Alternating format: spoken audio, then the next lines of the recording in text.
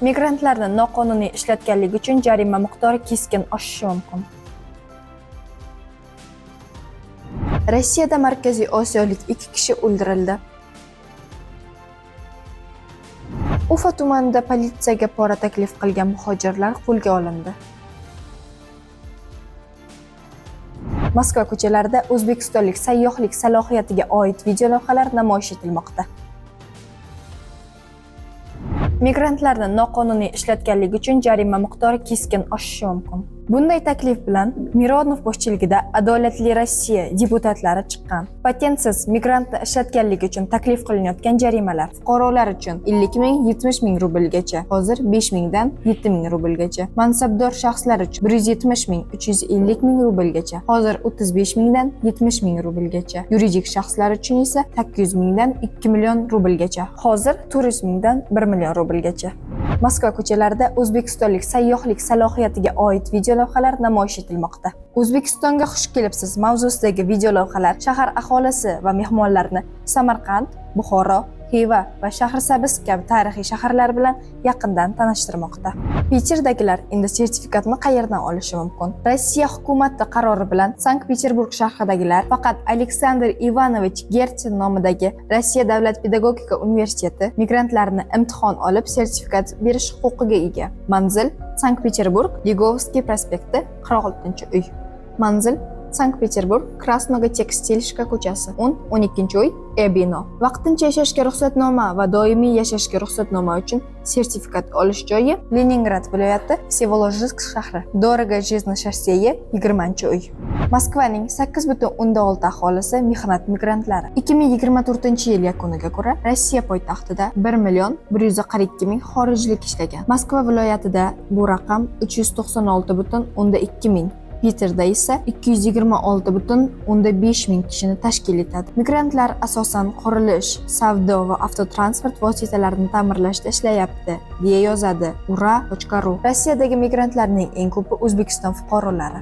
Rossiyada Markaziy Osiyolik 2 kishi o'ldirildi. Rossiyada Markaziy Osiyolik 2 kishi o'ldirildi. Ular Nijniy Novgorod viloyatidagi neft kimyo korxonasiga qarshi terrorchilik harakatini tayyorlashlikda gumon qilingan. Dastlabki hibsga olishga urinishganda ular qarshilik ko'rsatgan va otishmada otib tashlangan. Bu haqida Rossiya Federal xavfsizlik xizmati xabar berdi. Nijniy Novgorod viloyatida Ukrainadagi maxsus xizmatlar tomonidan rejalashtirilgan diversiya terrorchilik harakatining oldi olindi. Bu harakatda xalqaro terrorchilik tashkiloti g'oyalariga ergashuvchi Rossiya hududida taqiqlangan guruh tarafdori bo'lgan 2 nafar Markaziy Osiyo fuqarosi ishtirok etgan, deyilgan xabarda. Federal xavfsizlik xizmatiga ko'ra, ular ukrainalik kurator ko'rsatmasiga binoan yashirin joydan portlovchi qurilmalar o'rnatilgan dronlarni olib chiqqan. Ularni mintaqaning neft kimyo sanoat korxonalaridan biriga qarshi ishlatmoqchi bo'lgan. Hibsga olish paytida ular qurolli qarshilik ko'rsatgan va o'ldirilgan. Hodisa joyida xorijda ishlab chiqarilgan portlovchi modda bilan jihozlangan 2 dron, Kalashnikov avtomati va Makarov pistoleti musodara qilingan.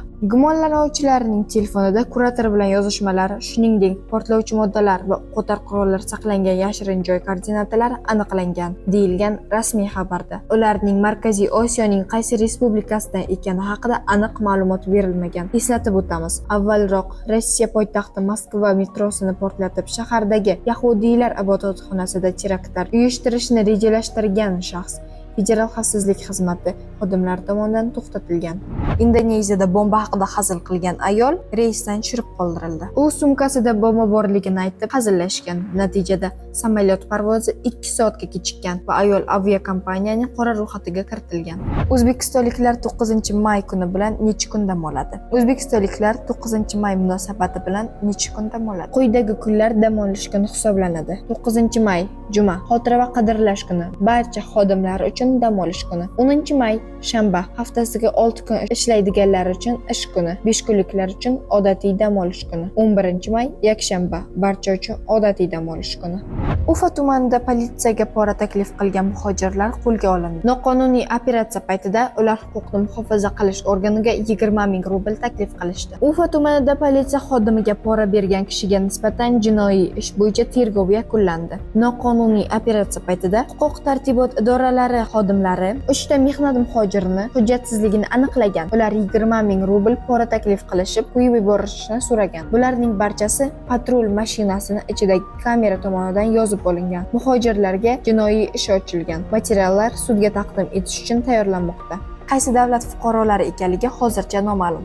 Kanalımızga obuna bo'ling, like va podpiska tugmasini bosishni unutmang. Fikr va mulohazalaringizni kommentariyada qoldiring.